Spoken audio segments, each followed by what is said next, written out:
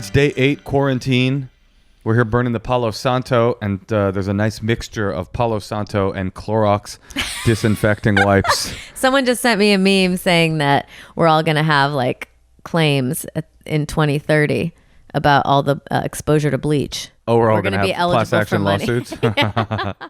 It's the Endless Honeymoon Podcast. I thought you were going to say it's the end of the world. It's the End of the World Honeymoon Podcast, and we are recording live once again from the bunker. If you're hearing this, it means that our YouTube page is live. If you'd rather hear this podcast or watch this podcast on YouTube, well, you can just go to our YouTube page. Just type in Endless Honeymoon Podcast. We'll pop right up, and you can see our pretty little faces as we freak out about the end of the world. How have you been, Tosh? I think we're both pretty much on edge. I was just trying to compliment you, saying that you really are a great husband. Oh, thanks. You made some dinner tonight. Whipped it up. I would say we don't have a fight of the week anymore. We now have a fight of the hour. Fight of the half hour. My favorite was we were lying in bed, and Natasha looked over at me with this really dirty look in her eyes, and she goes, "I just can't with the smacking, the gum chewing, chomping, the chomping." Because you're on that Nicorette, and you're just like, yeah. But you were like, it didn't. There was no hey, could you not? We went straight to get the fuck out of here, you annoying piece of shit. And I did. I stormed out of the room. I went and played a little bit of Apex Legends. I'm getting back into video games pretty heavy, which is. I know it's the end of the world because you got me into you got me to play one yesterday. Yeah, well, I was playing a video game called Sayonara Wild Hearts, and I thought, you know what? I think Natasha would like this. I did like it. I'll play it tonight with you. We've had some positive stuff too. We did late night yoga last night before we went to bed. That was fun. We looked up because I had my low point was yesterday. I kept thinking about my retirement account and how it doesn't exist. And now my retirement account is keep writing material until I'm 80. And I just started to spiral. It's like the financial ruin plus the prison plus the possibility of getting sick plus What's the prison? We're all kind of in prison. Okay, this is a nice prison. I would say being here with your wife. What a prison! I'm just saying we're locked away. I don't look at it as prison. Well, it is nice. I was talking about the positive parts. And then I was talking to my brother, and he was saying, well, his suggestion was to try to encourage or get into some sort of spiritual practice. And I thought that's a pretty good idea. And so last night we did late night yoga, and maybe tonight we'll do a meditation and whatever I can find online. The online thing, there's a positive. I've been actually appreciating being online. I have too. I used to always hate it, and I always felt like it was something that was inevitable but also evil. And this is the first time in my life I've ever been like, oh, I really am appreciating that this is here. I've always thought of it as something that was necessary but sort of evil and unbelievably more entertaining from about 11:45 to about midnight every night before I go to bed when you're sleeping. I'm talking about pornography, yeah. But what have been some of the positive parts of the internet for you? Oh, of the internet? I like being able to FaceTime with people. Right, there's a lot of that. I've done more FaceTiming in the last week than I have in my entire life. Honestly, that might be the only thing. Well, because now it's like, I mean, I don't appreciate being able to pick up like a panic time bomb, like stress, like any time you pick up your phone and there's like a surge you get from the stress of the bad news. And then you're like, oh, I hope it's as bad as it could possibly be, because then I'm like justified that, you know, things are fucked up. And it's like every second for that to be part of your like easily accessible reality is very unhealthy. Well, isn't it crazy that we spent the last 3 years thinking this is about as bad as information can be? This is about as bad of a hum of dread as things can be. And now it's like way worse. And now it's just plummeted into like a whole other era of that. This is interesting. This is a time that everyone on earth will always remember for the rest of their lives. Mm-hmm. Well, no one will ever forget what this felt like, what we were doing. Society won't ever be the same. Another positive, I saw something going around. Somebody was like, it was some other meme or something like, you have no idea how lucky you are to not have a little kid at home with you right now. Ha ha ha. And then all these people in the comments were like, we actually do know how lucky we are. That's why we chose not to have kids, which is fair enough. But I'm also like, there's something so amazing about having this little like positive being in our house that doesn't know that there's panic, isn't afraid. She's a little confused why we're not going out anymore, but mostly it's just like a sort of little being of light that's happy to hang out with her parents. Down to clown around. She's down to clown around. She's still down with the underground.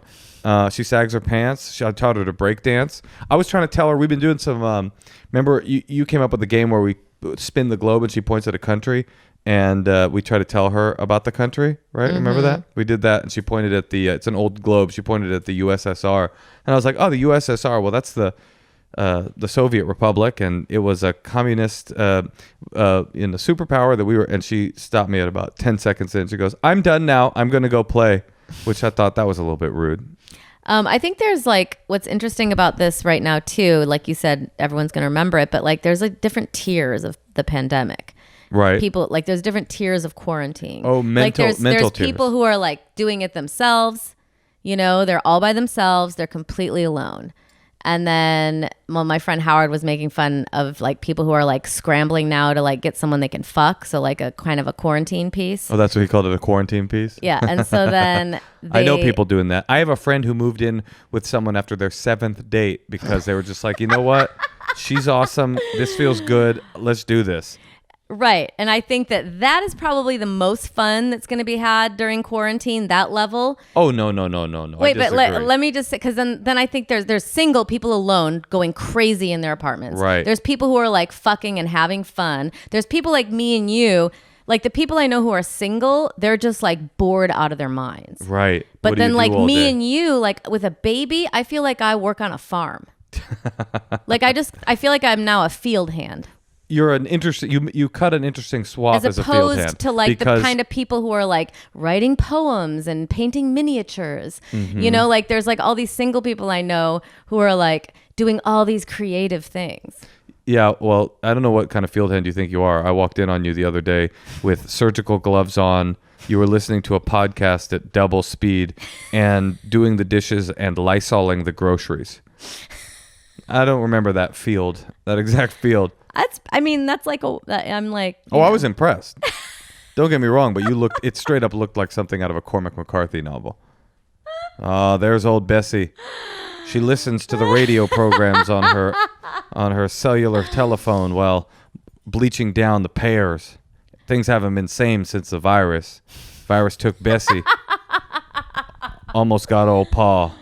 You made me a cool dinner tonight. You made some kind of like spaghetti with like peanut butter. It was like Asian. Well, yeah, we've been cooking a lot. We've been doing our thing. We've been I don't think we've been going too crazy, but you're right. Some people are kind of stirring in their juices. Here's something I've noticed. We're all trying to social distance, right? Except for the people of Boca Raton, Florida, Bondi Beach, Australia, the Mucus City, USA over there in Nashville. Most of us are trying to social quarantine to some degree, and it's impossible to do it right. It's not possible. You can't. You have to go to the grocery store. You have to go get gas. You have to, it's just almost impossible for anybody to truly do it right. But what I have noticed is that everybody has very stringent beliefs about their own degree of social distancing and incredible judgment about other people's failures in social distancing and incredible defensiveness about it's the new cell phone use. Everybody thinks like that they're not that bad and that everybody else is kind of a piece of shit. And I got into a big fight with somebody about going outside. He was saying, you can't go outside. Just don't go outside at all. Don't go for hikes. Even though the CDC is still recommending people go out for hikes, he was like, don't do it. And I was like, well, he's like, because any amount of going outside is that much more risky. We should always be choosing the least risky activity. And I was like, well, what about you? Are you, this is me becoming defensive. I was like, what about you? Are you going out to get weed and cigarettes? Because I know he likes those things. And he was like, I'm addicted to those things, Moshe. As if that was so. If you have an addiction, you can engage in the behavior. But if you're just going out to be healthy and get some recreation, That's irresponsible. Well, I read in Bismarck, I think in Germany, they're having Corona parties, the young people. Yeah. Because they're like, we don't care about this. We don't care if they die. Right. And like, so I think there's a lot of social distancing not happening amongst the youth. And then there's also a crazy amount of not social distancing happening around our parents, which is the most absurd thing about this entire thing is because they're just, and I talked to my dad yesterday in Florida and he was like, oh yeah, I'm social distancing. I was like, oh, okay, good. And he's like, oh, I go, you're not seeing anyone? He's like, no. He's like, okay, we got your daughter a present today. Here it is. I was like, where'd you get that? He's like, at the gift shop at the restaurant we ate at. So he thinks he's eating it like at a resort. So he thinks social distancing is just not having company over for martinis. Yeah. Well, here's the good news about that, about our failures as social distancers. Everybody should be trying their best, but everything that I have read suggests that the more behavior that we engage in that's social distancing, the better. So it's not a binary. It's not you're either doing it or you're fucking everything up for anybody else. If you're doing it 75, 85, 95%, then that's so much better than not doing it at all. You know, in every pandemic has what's called super spreaders, which is what I used to be my nickname for you before this pandemic. Things have gotten a little more awkward with that. But super spreaders are people, they're a small amount of people that infect a large amount of people because they don't give a fuck and they're traveling. Oh, they do it on purpose? Yeah, well, some of them do it on purpose and some of them do it out of panic. They just won't admit that they're sick or they won't admit that they need to take things seriously. And some of them straight up do it on purpose. There's a very famous, who they thought was AIDS patient zero, but was not AIDS patient zero at all. This French flight attendant who was a big old slut, and he was flying around the world from place to place, just having hot AIDS sex, and he knew it. He knew he was sick, and he said in an interview, "If I have it, why shouldn't they have it too?" Oh my god! So there are evil people out there, but most super spreaders are not always intentional. Not always. No, not always. Sometimes people spread on accident, and that's a beautiful thing to see. Wait, was that the whole point of your super spreaders? Well, the point was just that the more you're doing, the better for everybody else. Right. So even if you're feeling incredible guilt about not being able to, engage to the most orthodox degree you can, you should feel good that you're trying and try to get better. You try to get better and try to get more fastidious about this. I mean, the whole thing about flattening the curve, I know people know this already, but the whole thing about flattening the curve is all about, the main point of it is to not overwhelm our medical system all at once. Because if we all get sick all at once... Oh, so we're just like doing this until we get sick. Kinda. Wait, we're just like, no, you guys go first. Kinda. And hopefully somebody will develop a vaccine. Oh my God. Oh, and then we get the vaccine. Then we get that vaccine. But the thing about vaccines, because I've been listening to this BBC News podcast every morning, and they talk about global news, and they really go into detail, and like the idea that a vaccine, it needs to be tested, it needs to be like trialed, you need to like make sure, like that takes a long ass time. You can't just like, do you want to take a vaccine that hasn't been like tested for like side effects a year after? No, I haven't even given our daughter a vaccine for things that have been proven. She doesn't have her polio vaccine. So let's hope for the best over here.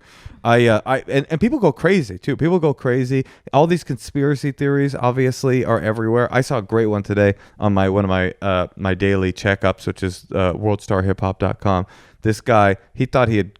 I hope he was trolling, but I got the impression he was serious. He thought he'd like cracked the Rosetta Stone of the coronavirus conspiracy. He's like, hold on a second. I'm looking at CNN all day, and look at this. There's this Indian doctor that keeps being on CNN talking about this disorder. Look at this guy's face. Now hold on.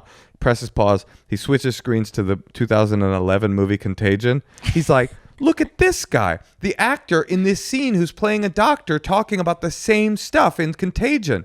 It's Sanjay Gupta, and Sanjay Gupta is on CNN and had a cameo in the film. But he's like, I'm not a conspiracy theory guy, but this is crazy. Isn't this the same guy? You love internet humor. I do love internet humor. Because you showed me that video and I was like, yeah. You do not love internet humor, but you do love your friends.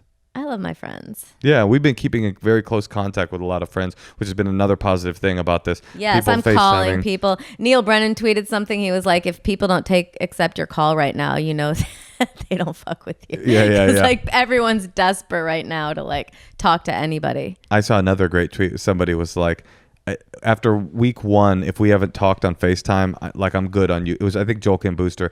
I'm good on you contacting me. It's a little weird to me week 2 for somebody I haven't talked to in 10 years to be like, hey, just checking in. It's like, I got my people already. Well, speaking of checking in, I thought it would be nice if we checked on like a comedian friend. Sure. And see how they're doing. Yeah. Bunker to bunker. Yeah, see what's B2B. happening. It's Saturday night. I want to see what some of my friends It's a Saturday are doing. night and no one has anything to do. Yeah, hold on. So let's take a call. Who we calling? I thought we would call my friend Brett Gelman. Brett Gelman from Stranger Things, from what's that other thing where they look at the camera? He was in another period. Another period. Fleabag. He's an old friend. He's very talented. Do I have to put this? Oh, it's just connected? That's amazing. See, this is if you were more an internet humor, you wouldn't be as amazed by phone technology. Hello, Brett Gelman. Moshe. Hi, how are you? Hi.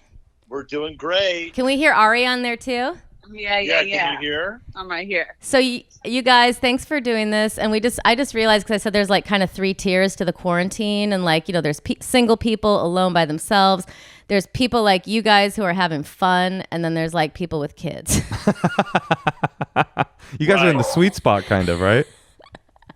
I saw today on Instagram that I was checking out Offset and Cardi B, and Offset was very bored. He had rolled like a lot of, hey Tony, stop it. He had rolled like a lot of blunts, and so they're bored, the two of them. Offset and Cardi B are bored. Yeah, that's so depressing. And then it made me question. Made me realize I haven't been bored. Yeah. We just finished saying, "Hey, hon, have you been bored?" Right. We have not been bored. What have you guys been doing? What's not boring you? Also, wait a minute. We want to know, but before we get into that, your dog's name is Tony? Yeah. Tony with an I. Oh, okay. Sorry. That's more dog-like. All right, I'm in. Yeah. Wait, so yeah, what's your secret? Yeah, what have you guys been doing? I don't know. I don't think we're ever bored. I think one way to not be bored is anxiety. It's not like we've been cheery the whole time, but we've never been bored. You know, that's funny. I am really obsessed with the show Picard right now. It's like the new spin-off of Star Trek: The Next Generation. Like super obsessed. Every Thursday I look forward to it. I'm like, oh, I can't wait for Picard to come on. And I realized that I had skipped 2 episodes like this weekend. I was like, wait, I've had less to do this last week than I've ever had in my life. And somehow I skipped watching this thing I'm obsessed with. It's because I've just been staring at my phone, looking at death data. Yeah, me too. Right. My thumbs. I feel like the joints in my thumbs are hurting from all the. From scrolling? Yeah.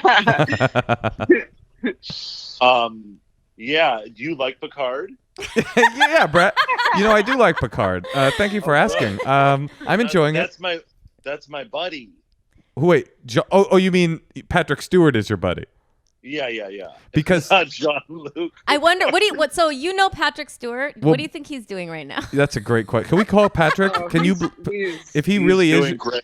if he really is your buddy, could you patch him through? He's not like pass through type of buddy,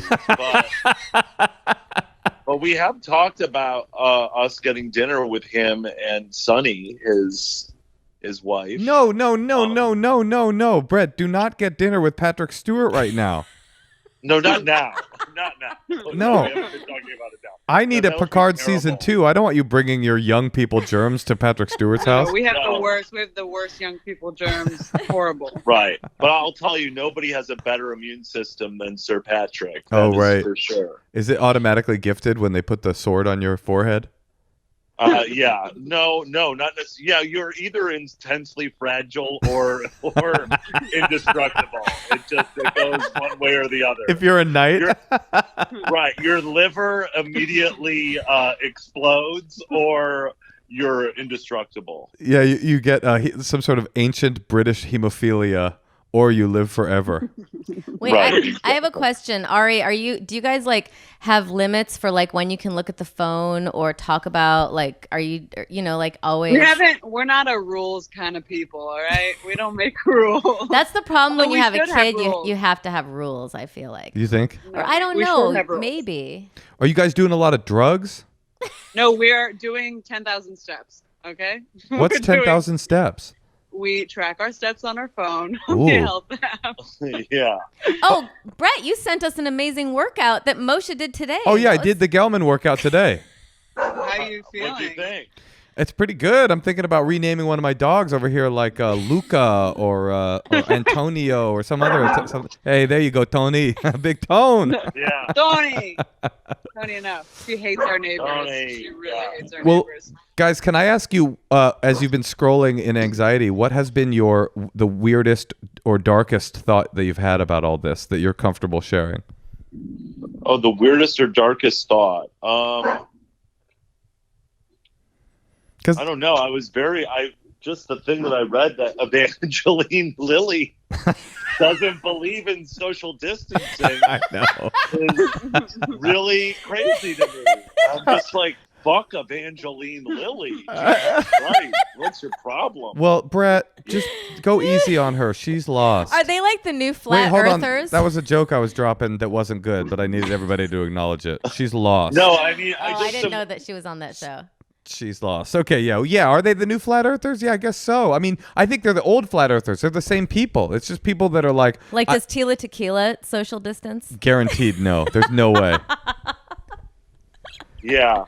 What's the weirdest, darkest thought you've had, Ar? Well, the darkest thought I had was after speaking with Natasha. Oh, She sounds said right. that the Great Depression was coming. Yeah. That was really depressing. I cried last night. I'm and- sorry. Someone burdened No, me that's with that, okay. so I I'd feel like- like I need to tell people. Well, it's not untrue. I mean, we just had this week there was about an 8,000% uptick in unemployment claims filed. Yeah. And the system just can't handle that. It's designed for a regular, people get laid off, people get get jobs. It's not designed for everybody to be out of work at once. And Right. I don't Yeah. I don't know what the system does with that. And also, I think that it's going to be really bad for people who have small businesses or anything that's not a chain. And it's like that was inevitable, but this is just going to help it. Right. And it's like, it Right. just feels like it's going to be the end. Like, how is the restaurant down the street from my house like going to stay open after like 7 months of this? Yeah, it's insane. And then like people being scared to go. It's like it's not something that is sustainable.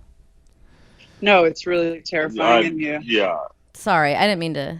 well, we No, I mean it's well, it's scary because it's true. It's scary because it's true. But it doesn't mean you always have to talk about the truth. No, that's true. I think we're going to be no, actually I mean totally. We lie to each other all the time. That's Speak- how we make it work. speaking We of don't which, know. It is the unknown. It's the unknown. So we don't know. We don't know what's going to happen. We don't know how long this is going to go on for. And, hope for the best, take every moment as it comes. And that's a very, very easy thing for someone like me to say.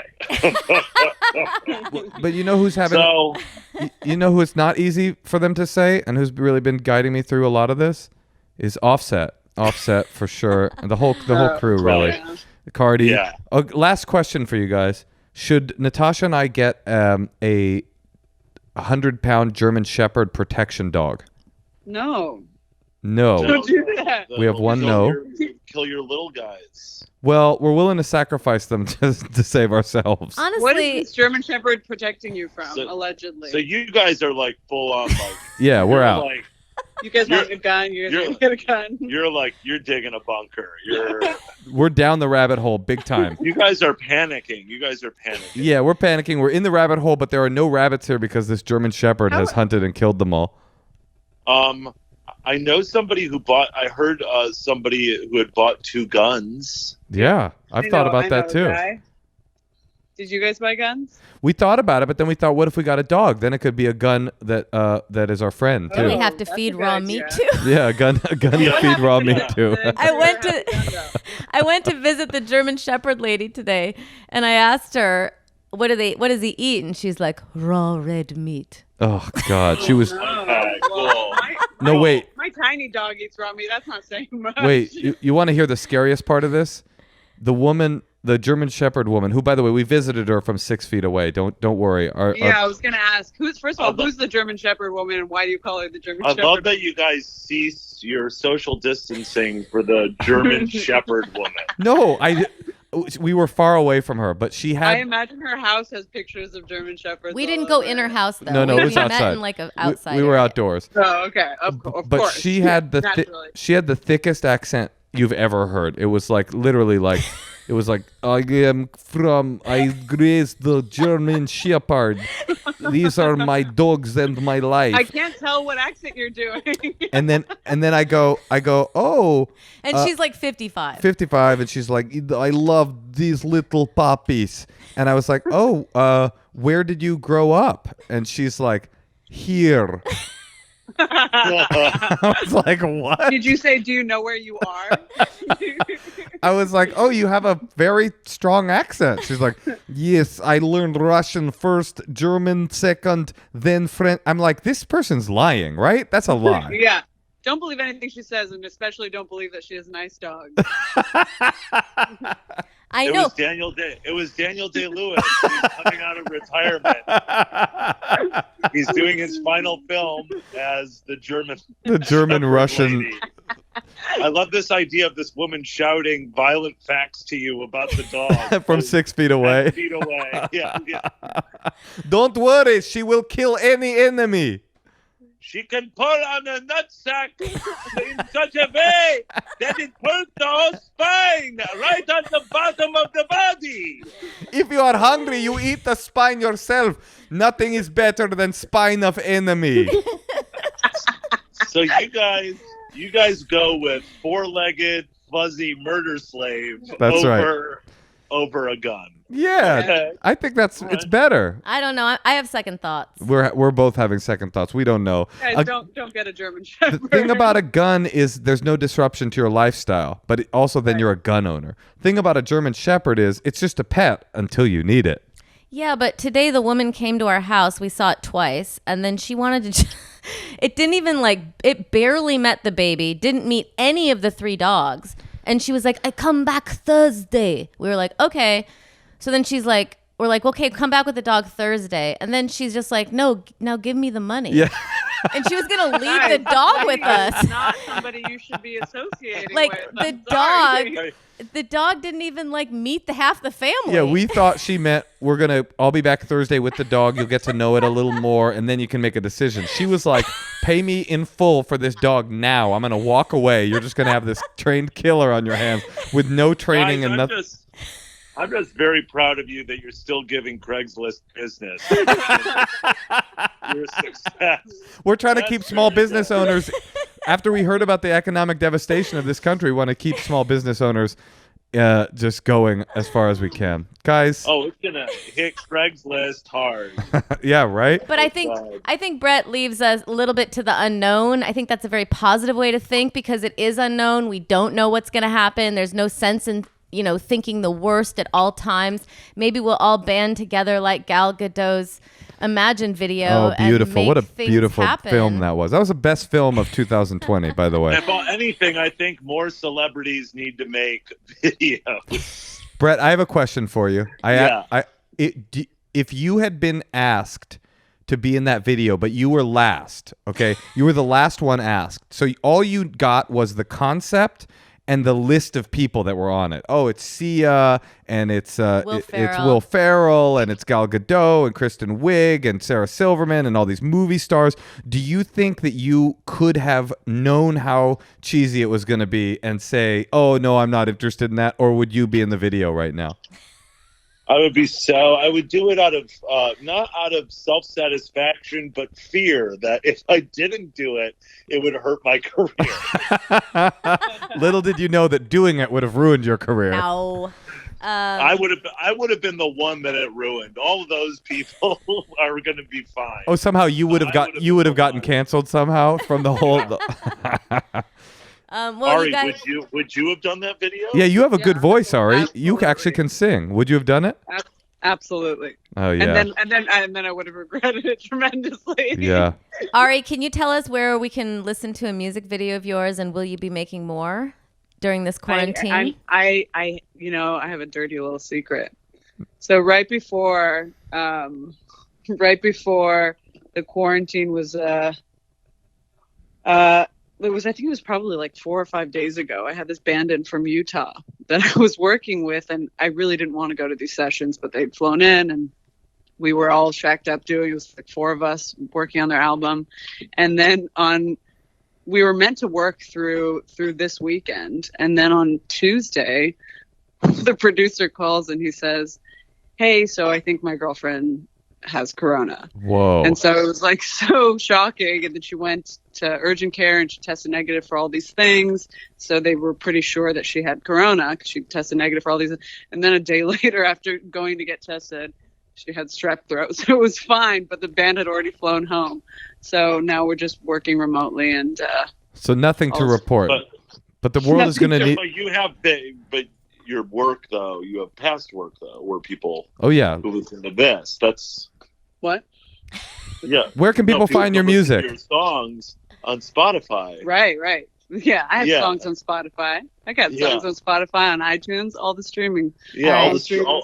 We'll link to everything. Yeah, we'll link to everything. And Brett, if there ever is any more Hollywood, Brett, you're in everything. So, well, look at Brett Gelman. We're making home videos. Don't worry. Oh yeah. We'll make plenty of home videos. Beautiful. You can watch the slowly unraveling on Instagram. Well, if you get far enough down the rabbit hole, give us a call. We'll bring a German Shepherd by. You can. You guys want to have a play date 6 feet away? Yeah, that sounds great. No, but you know what we have done twice is FaceTime with couples. So if you guys ever want to do a couples FaceTime. Let's do that. Do you guys know that we can watch movies together on Netflix? There's a way in which you can really start the movie at the same time, and then any person can pause it and talk to each other, so you're watching it. I love that. That's a great. Cute. Let's watch a movie soon. Okay, you guys suggest one. It's a date.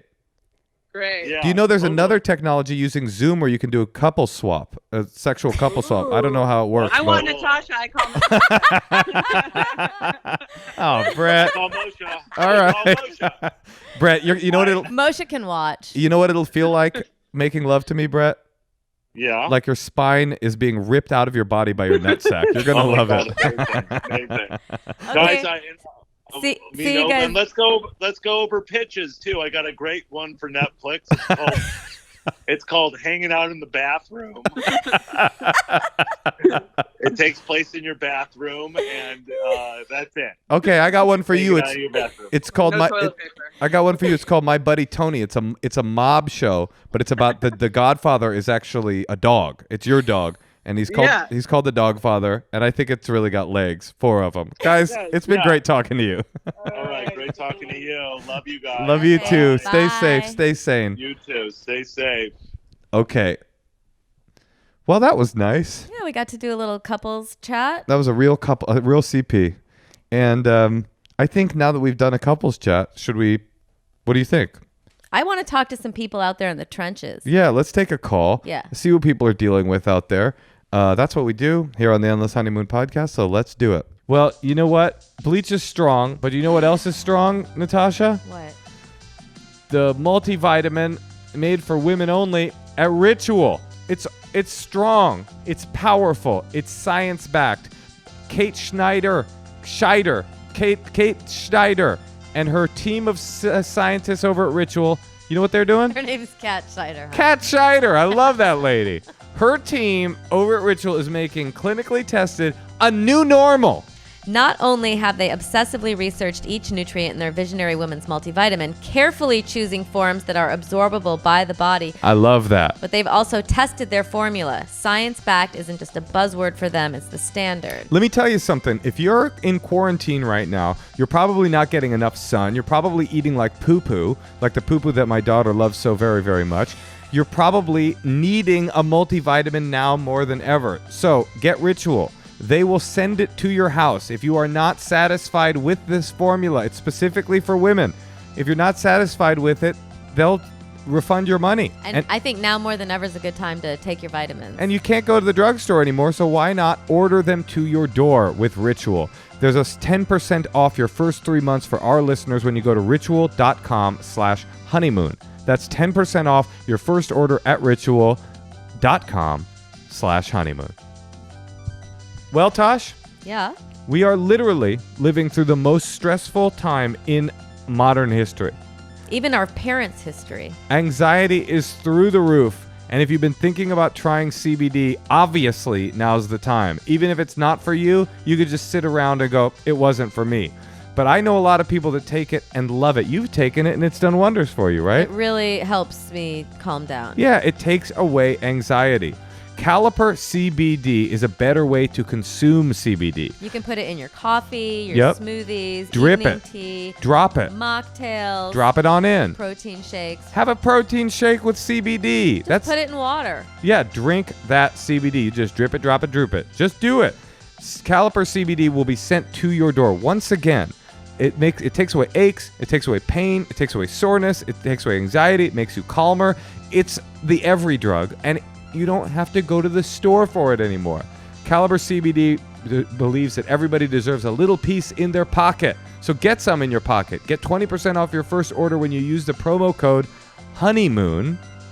That's caliper.com/honeymoon for 20% off your first order. Caliper is so sure you'll love the product, they'll even give a 30-day money-back guarantee. Try caliper.com/honeymoon. Don't forget promo code honeymoon for 20% off your first order. Now we're going to call Natalie from Claremont, California. Oh, that's right next door.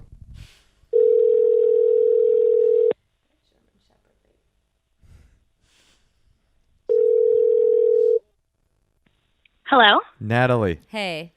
Hi. Hello. How's your quarantine? It's Moshe Kasher. And Natasha, how you doing? Oh my gosh, this is so crazy.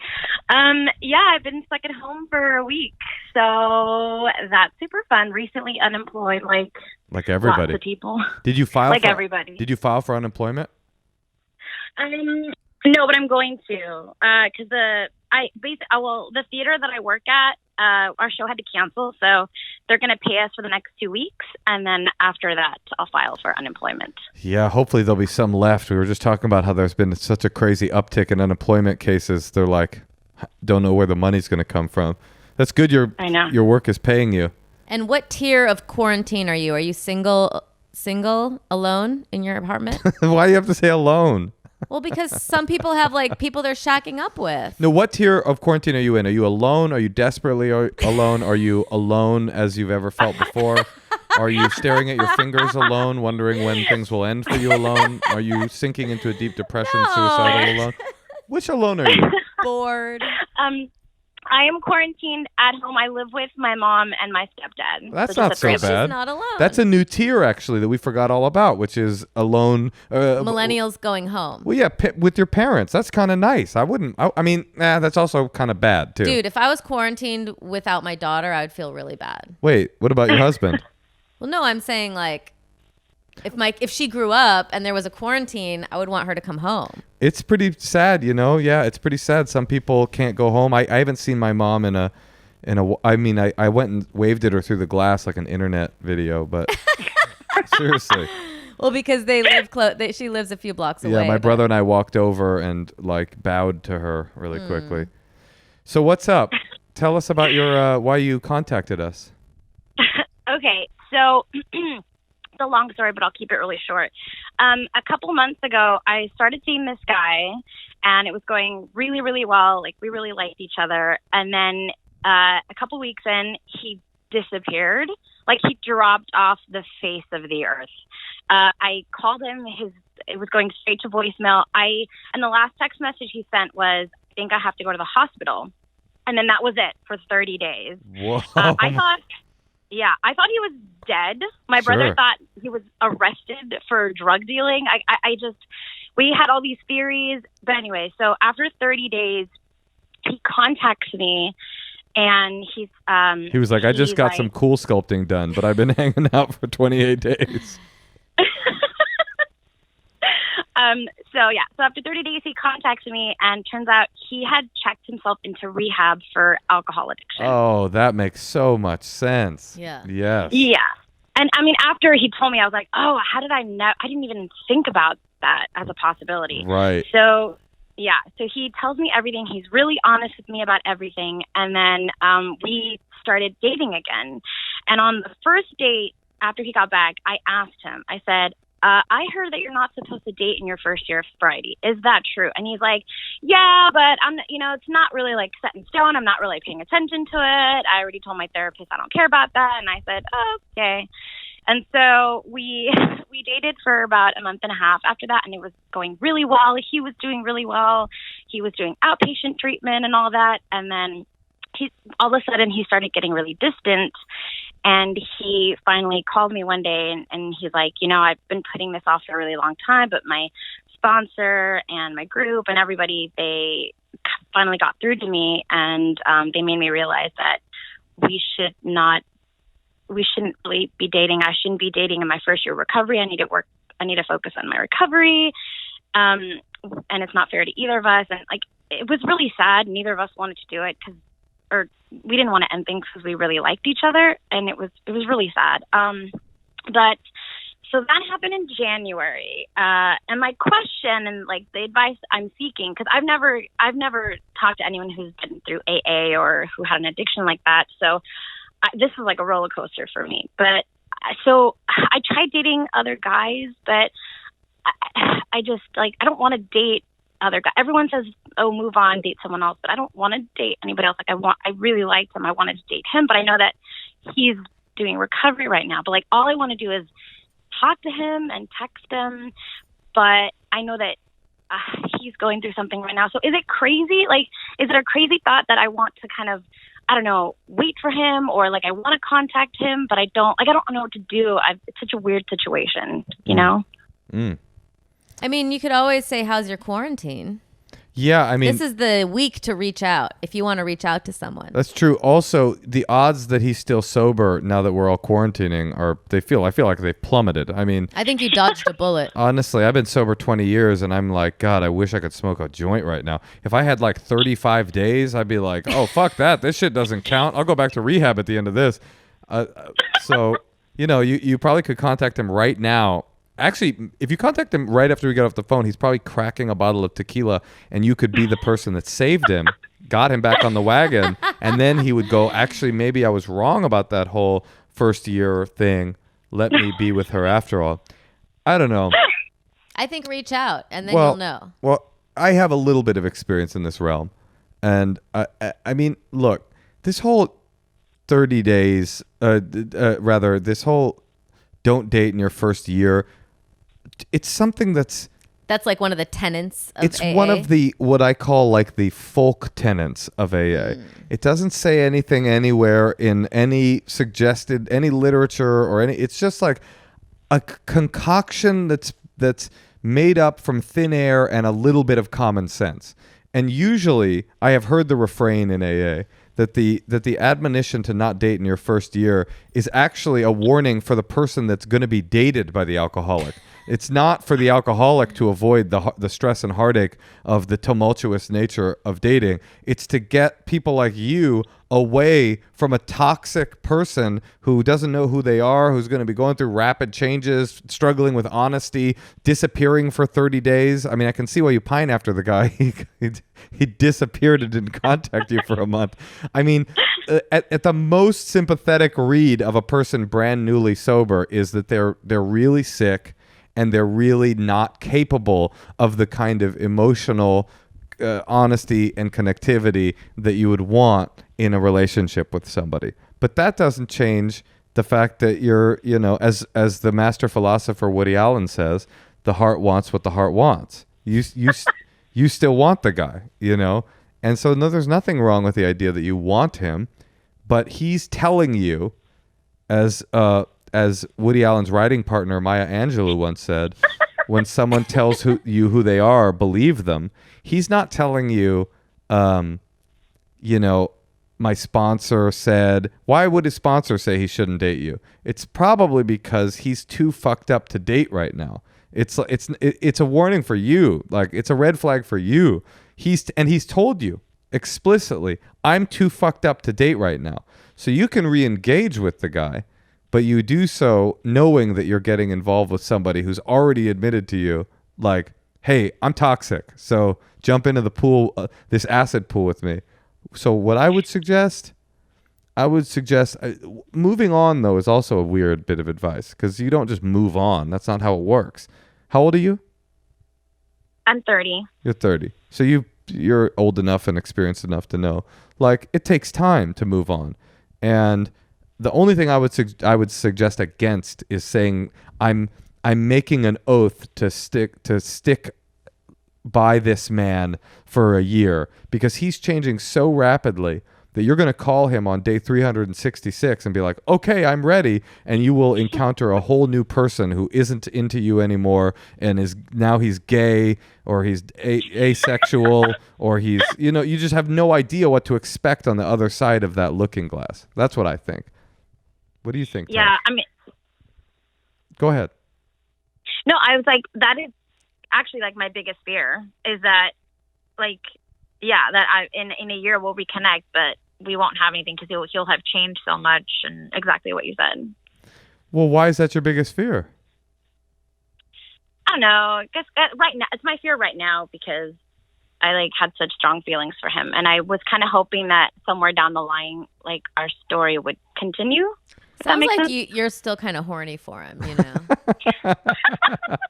That's how I would describe it. You're horny. You're going to meet other people. No, you know what? Your story might continue. It's totally possible that when he works his way... If a guy's telling me that he wants to take a break, or for whatever reason, right, I'm not going to, like, what can you do? Yeah. You just have to accept it. That's the truth. I mean... he's telling you his sponsor got through to him, but he's not under no compulsion not to date you. He can do whatever he wants. He's telling you, I need to do this right now for whatever reason that is. I would say don't wait for somebody that has told you they want to stop dating you for whatever reason that is. Exactly. That's what I think. Sure. But maybe your stories will intertwine again in the future. Absolutely. He could get to the other end of the steps and go, wow, I figured out who I am, and who I am is the person that loves Natalie. But I wouldn't make a plan based on that specific outcome, because you might be making a plan that doesn't have what you want at the end of it. That's true. Okay. I'm sorry. No, that's like, no, but you're right. Yeah, you're absolutely right. All right. Well, Yeah. we have to take another call. Natasha, you're so brutal. Well, we helped her so much. You're right. We can't help you anymore, Natalie. We got to go. No, you guys were great. It was really, really helpful. Good. I'm so glad. Okay. Good luck. Hey, happy quarantine. Yeah. honey. Happy COVID. Tell your mom and stepdad we said hi.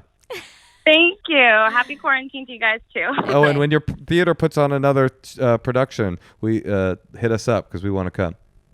Yeah, awesome. Okay. Talk soon. Bye-bye. All right. Bye. Yeah, that whole 12 don't date for the first year thing. Oh, it kind of burns me up. Kind of makes me mad, because I always hated, that was one thing I always hated about AA, was just like random alcoholics coming up with philosophies. They're like, we live by this philosophy now that I made up 6 months ago. On the other hand, there's a lot of common sense to not wanting to date someone in their first year of recovery for you. But person why not dating their them. first 2 years? I Why know, not the arbitrary. first 6 months? Right. Why is different. Why is 16 the age of consent? Right? And then you don't want it to get people to get it in their heads that, oh, maybe I'm not really sober because I have a partner now. Right. Or to get in their heads like, oh, I have 365 days of recovery. I'm ready to love. It's like, okay, go wreck some devastation. But, I don't know. There is common sense to it. It always bothered me, because it was like, you want me to just not love for a year? Like, I guess I get it. What can I do? Luckily, I didn't have to worry about it. I met you and I was well sober. Well sober. I wish I wasn't sober right now, though. I'm sorry, honey. Honestly, it's gotta be hard. I can't imagine what it's like for recovering alcoholics all over the world. Like, and I wasn't joking. I mean, I was joking. But when I think about somebody having 30 days of sobriety, I imagine that person is just like, fuck this. I'm going to drink. Because I would love to smoke a joint. It sounds awesome. So if you're sober out there trying to stay sober, my heart and mind and prayers or whatever are with you. Don't smoke a blunt or I don't know. Take care of yourselves, people. Should we call a doctor? Oh, you want to call a doctor right now? Yeah, I'm worried. Okay. You're worried about what? Everyone's mental health, because I'm worrying about all the small businesses, but then I'm like, what about everybody locked up in their house? Locked up in their house, slipping into depression. How about this? Here's a horribly depressing thing to think about. What about people that are locked into abusive relationships in quarantine with somebody that's abusing them? Oh my God. Wait, should we just lighten things up a little bit? What about people that are locked into a relationship with someone they love so much that quarantine feels like a vacation? That's me, baby. Would you call it jail? Prison. A prison vacation.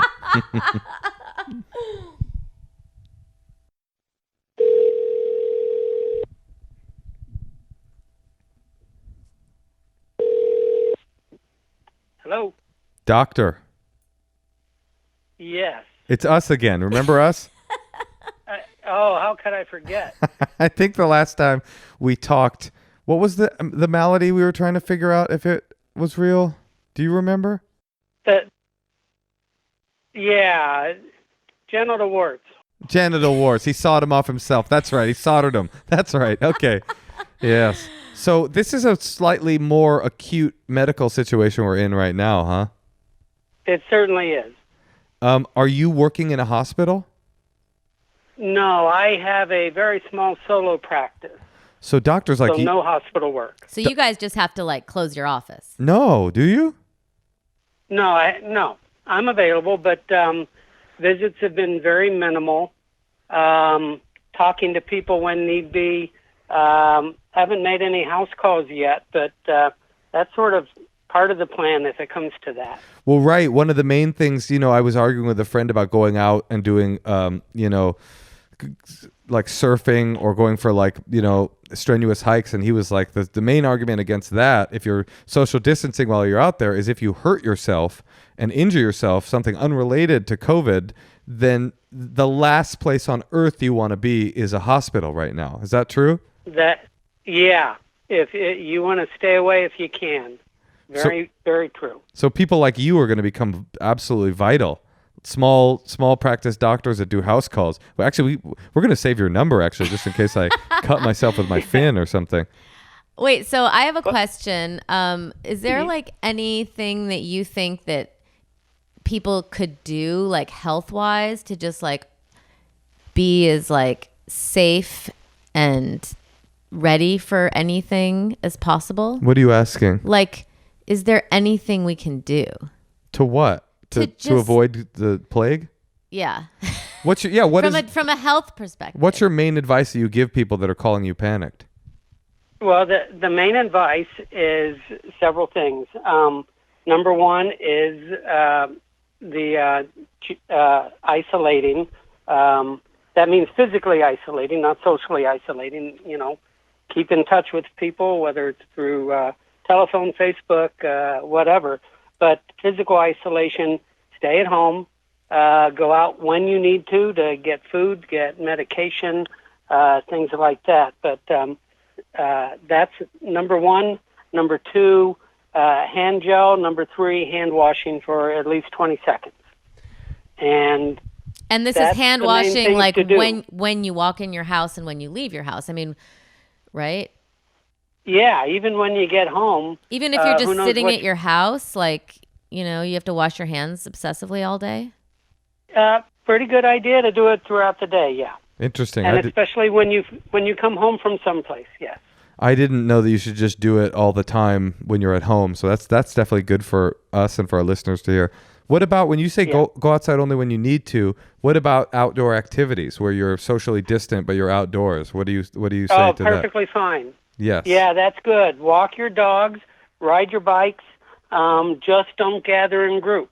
But what if you're at a meadow? Like, for example, I live by a meadow that people run to. And if you go to the meadow, but I went there like 2 days ago and it was packed. Right. Like people were having picnics and biking and spitting and running. Spitting? They were spitting? I heard someone spit behind me.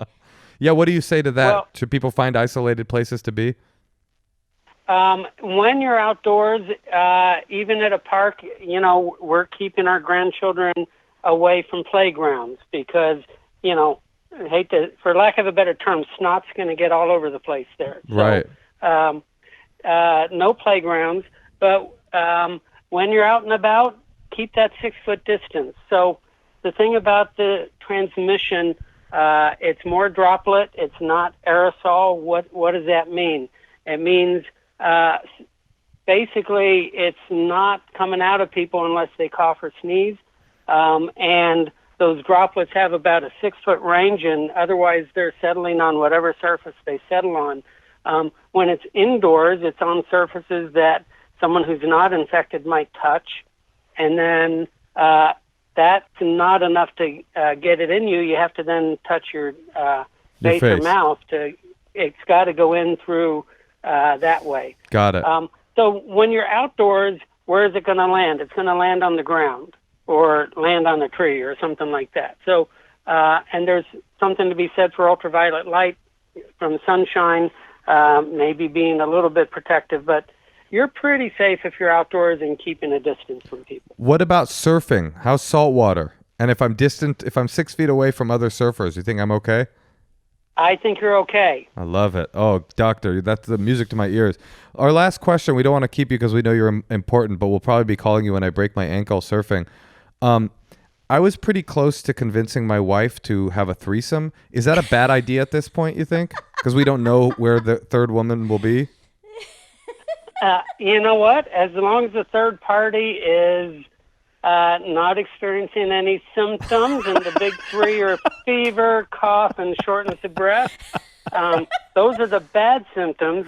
Right. I'm just saying, right. You're probably good to go. Okay, but those are the three things that I wanted out of the part. I wanted somebody. That's sort of what does it for me, is a woman that's kind of coughing and feverish. But this is before the. Anyway, I don't think you can help me with this. I probably need a different kind of doctor. Thank you for taking our call, and it's very helpful. Just that little bit of information was super helpful. Thank you. Anytime. Thank you so much.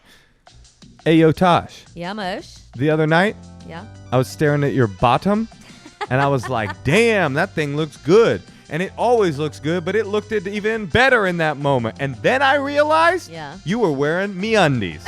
Wait, I was wearing your undies? No, I'm not British. I'm American. You were wearing MeUndies.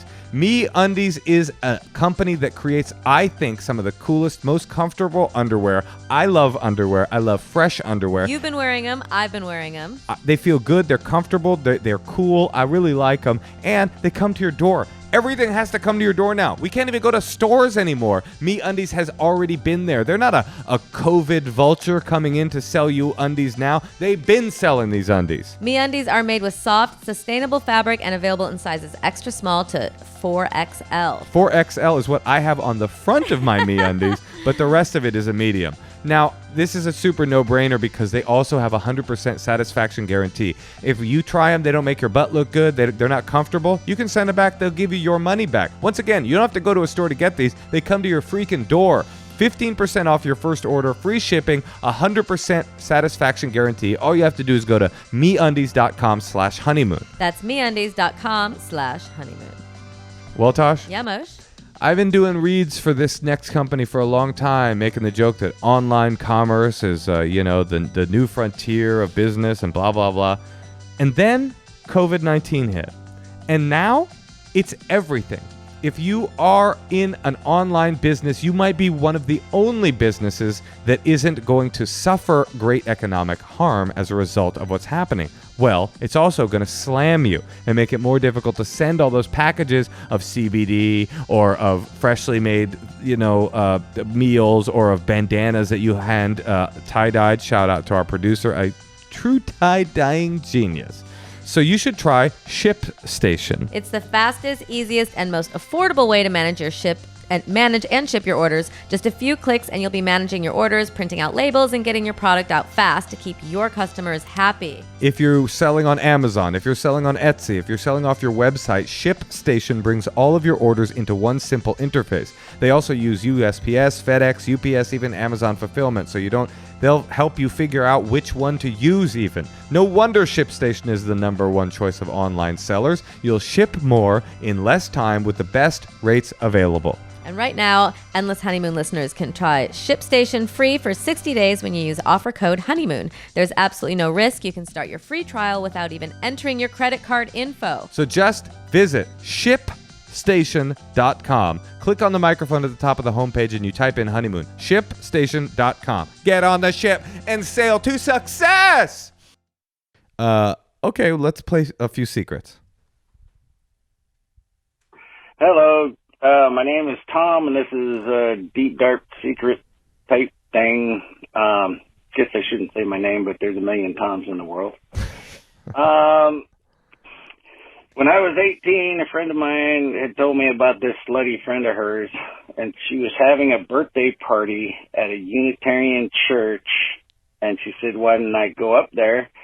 I went up there and with a friend of mine, and they let us in, and it ended up being a sleepover in a Unitarian church, and she took a shine to me, and when they turned the lights out for everybody to go to bed, I had sex with her in the church, in the dark, in a room full of people. So, anyway, That's cool. That's my deep, dark secret, and hopefully you enjoy that. Talk to you later. Bye. Wait, what was her affiliation with the church? She was a slut. I mean, to be fair, it was a Unitarian Universalist church. I'm pretty sure having sex at one of those isn't even sacrilege. I think he's fine. I had sex at a church once. How was it? Did I ever tell you this story? This is quite a story. Let me hear it. Speaking of not having sex in your first year of sobriety, this is a perfect story for this. When I was brand newly sober, I was maybe, 30 days sober, 60 days sober. I was at this NA meeting, and this chick was there. She was like a punk rock chick, not the type of girl I usually went for. She had these like knee-high Doc Marten boots on and fishnet stockings, and she was really brash, and she just kept talking about how like she was 60 days sober too, and she was like so horny, and she like couldn't like, we were probably both 16, you know, and she's like, I'm just so horny, and I'm a slut. Yeah, I love to fuck, and I just can't fuck, and it's driving me crazy because my sponsor told me I can't. And I started to like, flirt with her and kind of, tease her and try to like, I don't know what I was doing. And we got more and more kind of, I guess, flirtatious and turned on as the meeting went on. And at the end of the meeting, she said, this is true. It sounds like a fake line. She was like making a joke. She's like, well, I've got $13. She says to her sponsor, everybody's 17. It's a sick pool of like young people in AA or in NA that are just, no one is old enough to be sponsoring anybody, but we all were anyway, incestuous puddle. And she goes, she was making a joke to her sponsor, for my benefit, I've got $13. I should go get a male prostitute, she says as a joke. And I say to her, as a joke, kind of, I'll fuck you for $5. And she says, okay. And she turns around and she starts walking towards the back of this church. So the church that the meeting was at was like a little, there was the main church, there was like a little side cubby, like a portable, and it created like an alley between the two of them. And behind that alley was the playground of the preschool at the church. And we walked down to the playground, and the whole time I was walking down like, I'm about to call her bluff. She's not gonna whatever. And when we got down to that playground, she undid her one Doc Marten knee-high boot, kicked it off. It took a little while. Kicked it off, took off half of her fishnets, and we had sex on the playground of a church's preschool right there at the back of an NA meeting. And at the end of it, she got up, pulled her stockings back on and her boots. She lit 2 cigarettes in her mouth. She lit 2 cigarettes, threw one on the ground for me, and walked off. And I've never seen her since. I wouldn't know her if she was in front of me. You should have married her. She sounds cool. She would come in handy right now. I wish we lived with her. We wouldn't need to get a German Shepherd. I grabbed that cigarette and I ran the opposite direction of her. I was like skipping. I was 17, things like that. I mean, that was like a big sexual experience. I was skipping. I was just like, I was just feeling so good about myself. Anyway, I mean, Well, honey, I'm glad that you didn't marry her. I'm glad I married you. You were so much better than her, but that's a nice, fun, funny memory. Well, let's play another secret. I have a Corona-related secret. I work for a restaurant in an airport, and I hate the way my company has handled this. They truly don't care if I live or die. They are shutting down their corporate offices, but want us to keep our restaurant open, even though the city I live in has said restaurants should only do takeout only. The airport has said somehow that doesn't apply to us. And today we found out that in some of the stores across the country, people are just getting laid off during this time. And so I have just started stealing from my job. Like, for example, if someone pays in cash and I haven't rung in what they got yet, I just, like, pocket the cash.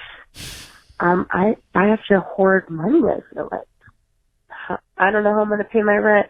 Happy Corona Wednesday. Wow. That was, man, it's like. I told you it's rough out there. But it's just like the unmitigated disregard for your workers' safety to close your corporate office and keep your retail establishment open is where people are coming in and out, traveling, and just saying those people can get it. You know what? What do you think? I mean, I certainly don't think she's in the wrong. Yeah, I was just going to say, like, I was like, I have this theory about this idea of stealing from corporations. Like, people are like, oh, I steal, but only from big corporations. And only if they're doing something wrong. Right. And I'm justified in doing it. And it's like, my theory usually is, yeah, but then you're still a thief. Like, even though you're stealing from somebody that deserves it, you still have to deal with the, I don't even know if it's karmic weight, but it's like just the action of stealing. It's like, it's usually not worth it for your spiritual well-being. But they're stealing from her, and something much more important than fucking $6.95 for the lavash chicken wrap that she has to sell some corona-addled pig from Tallahassee. Like, they're stealing her safety, and I'm into it. Steal from them. Bring them down. And if there's one good thing that will happen, it's that maybe some evil people will be crushed economically by this thing, but I don't know if I think it's true. Well, let's play another secret. Sorry. Hey, y'all. Hi from northern rural Indiana.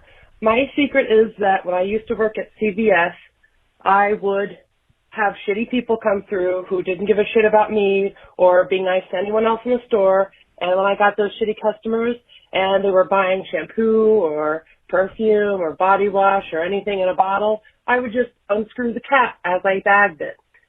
Because I know most people just throw that shit in the back of their car and don't pay attention until they get home. So that's my secret. Thanks for everything you do, and thanks for releasing extra content. I work at a catering company, and I'm really bored right now.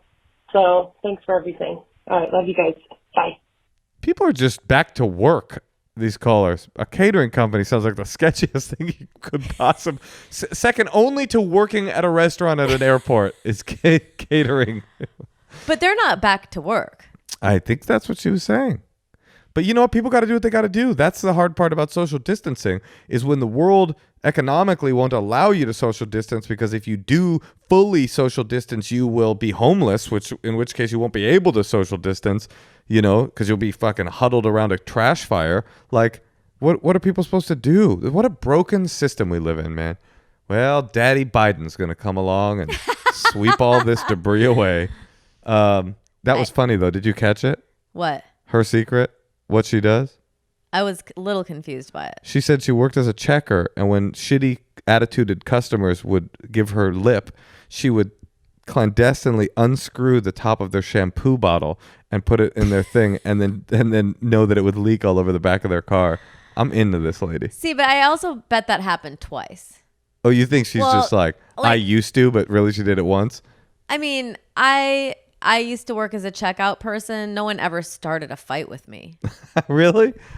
I think people in retail are awful. You think people yell at people who are at the cash registers? Yeah, I think so. Yeah.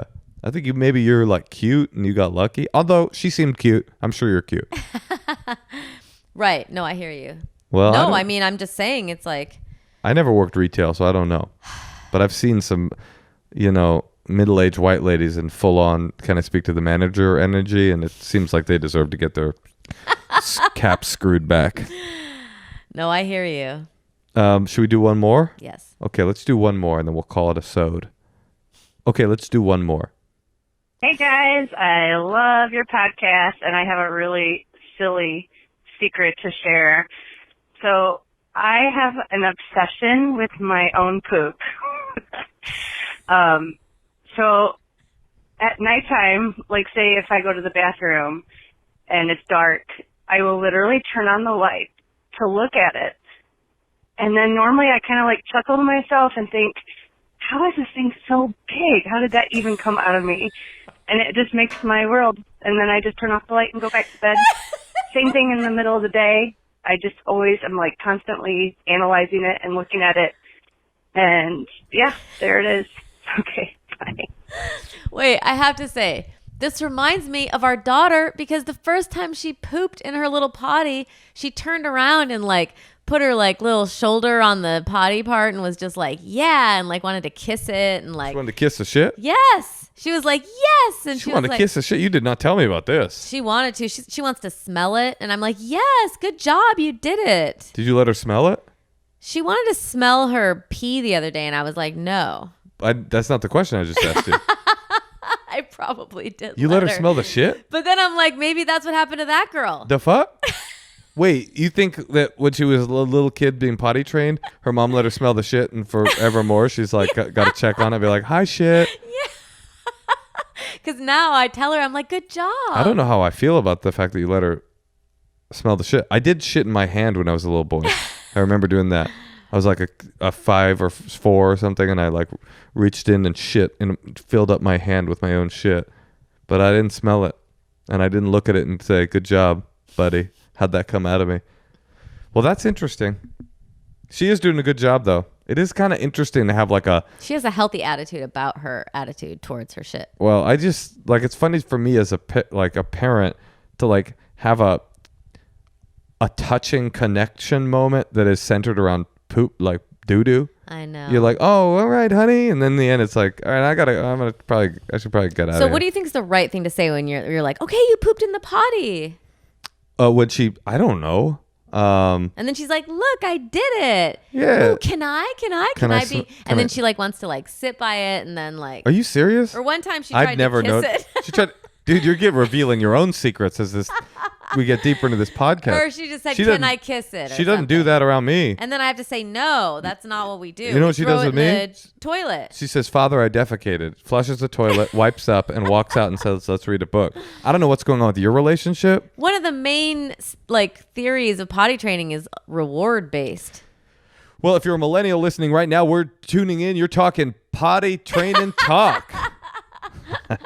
If you're out there ignoring the health advice that will kill your parents by partying on a beach in Boca Raton, we're talking potty training. I mean, that's another positive. Is we've taken this time to do things that are important. We've potty trained our kid. I'm doing a bunch of repairs around the house that have been needed to do that for a long time. I'm playing these video games. Getting stuff done. We're not just panicking. We're getting stuff done. Yeah. And mostly... what we're getting done is, even though we're spatting a little bit, and it's a fight of the hour, not a fight of the week, we keep telling each other every night that there's nobody we'd rather be locked away with than our podcast producer and you. You know why, though? Why? Because I love you. I love you, too.